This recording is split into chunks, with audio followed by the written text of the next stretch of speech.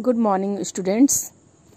बच्चों, पिछली वीडियो में हम लोगों ने स्वर संधि के 5 भेदों में से दीर्घ संधि, गुण संधि एवं वृद्धि संधि को पढ़ चुके हैं। इसी क्रम में स्वर संधि का चौथा भेद यण संधि को हम पढ़ेंगे। यण संधि की परिभाषा पहले देख लेते हैं।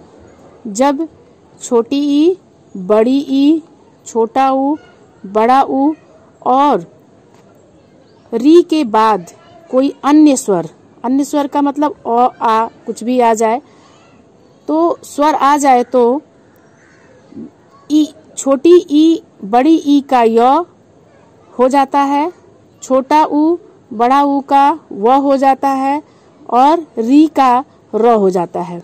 इसे ही यण संधि कहते हैं। जैसे अत्यधिक, अति जमा अधिक या अति प्लस अधिक।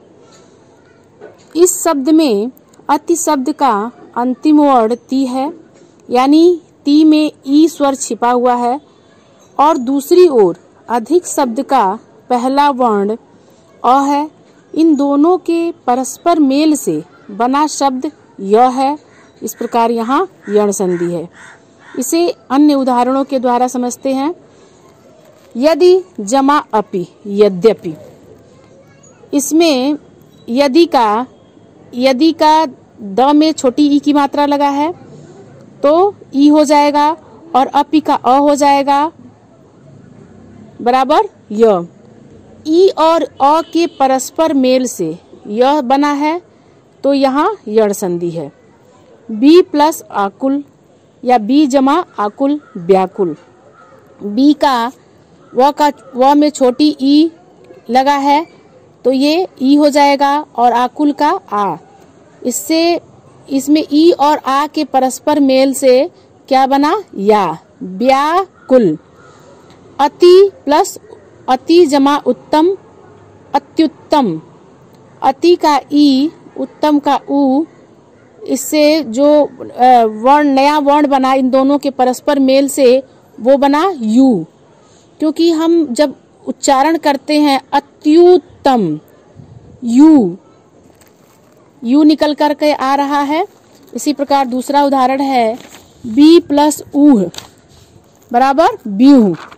तो ई, बी का ई और बड़ा ऊ का ऊ ऐसे ही उतर जाएगा और इससे जो नया वर्ण बनेगा इन दोनों के परस्पर मेल से वो बनेगा यू।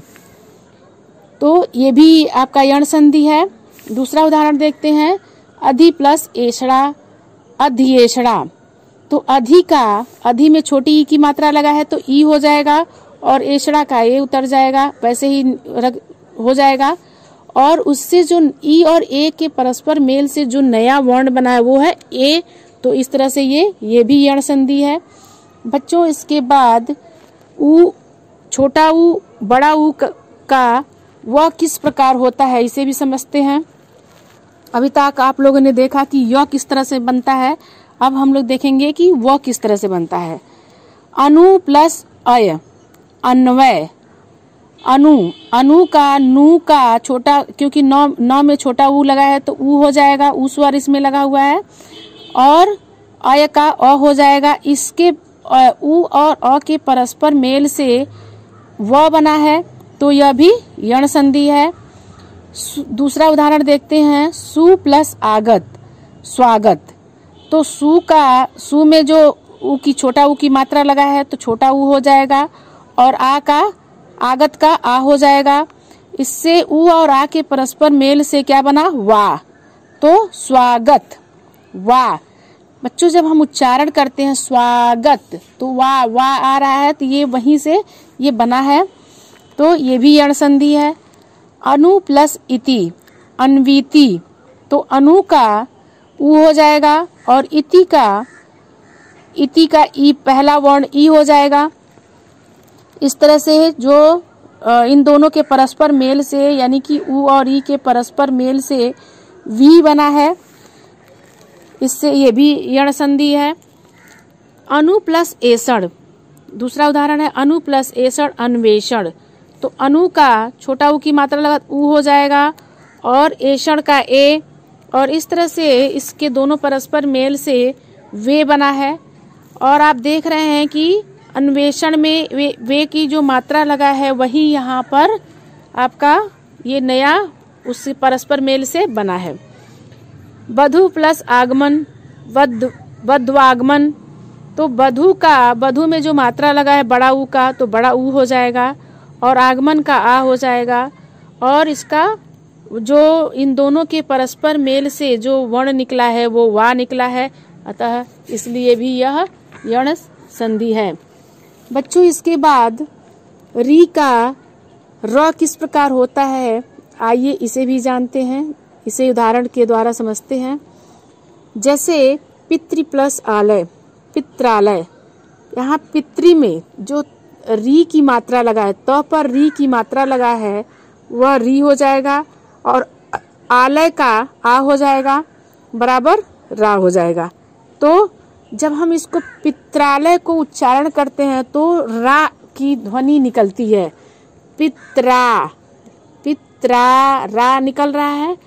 तो इस तरह से ही यह यण संधि है। जब दूसरा उदाहरण है मातृ इच्छा, मातृ प्लस इच्छा तो इसका वो हो जाएगा मातृच्छा।